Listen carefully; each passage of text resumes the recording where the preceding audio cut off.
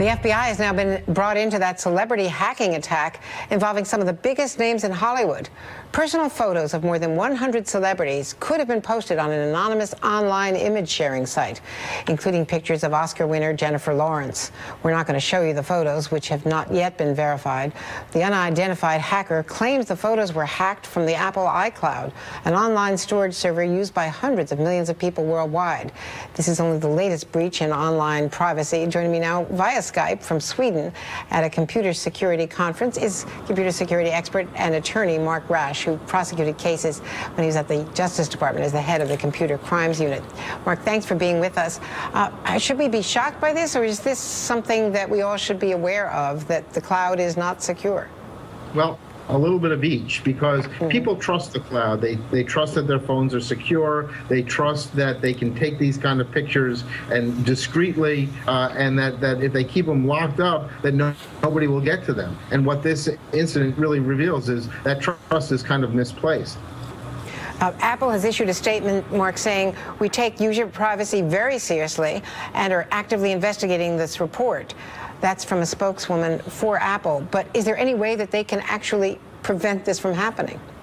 Well, the problem with trying to prevent it, and they do take a lot of steps to try to prevent it, is that they have to prevent every possible way in.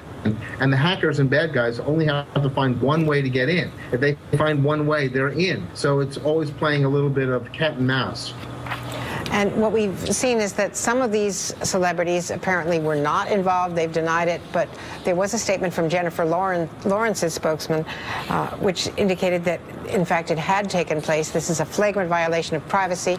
The authorities have been contacted and will prosecute anyone who posts the stolen photos of Jennifer Lawrence. Is the message here, don't post embarrassing pictures, personal photos, anywhere? Well, I mean, obviously, if you want to be absolutely safe and secure, don't even take these pictures and don't post and don't share them. But, you know, there's a generational thing as well, where different generations treat these types of photographs a little bit differently, and people do these kind of things. You shouldn't live your life online as if everybody's going to be a hacker and steal everything. You have the ability to do this kind of thing. What I disagreed with was when the FBI said people who post these pictures will be prosecuted. That means if I go online and look at these pictures, the FBI is threatening to prosecute me. They should be going after the people who actually hacked into the accounts and stole them, not average users who are looking at them. And how do they find these people, the real perps? The good news on the internet is that there is a digital trail, and there's a whole hacker community, and people do sort of go after each other online. So there's a lot of digital evidence. It's a question of whether there's enough digital evidence to be able to find this guy. And you're at a computer security conference in Sweden. This is only the latest computer issue. I mean, we've seen all the foreign policy and intelligence issues that have emerged in the last couple of years. The computer is, I mean, computer security is a growing issue. Also, foreign policy issue for the president, for the administration, from China, from Russia, the banks that we saw hacked just a week or two ago. Where does it end? Well, it doesn't end. You know, these are tools, and they're part of everyday life.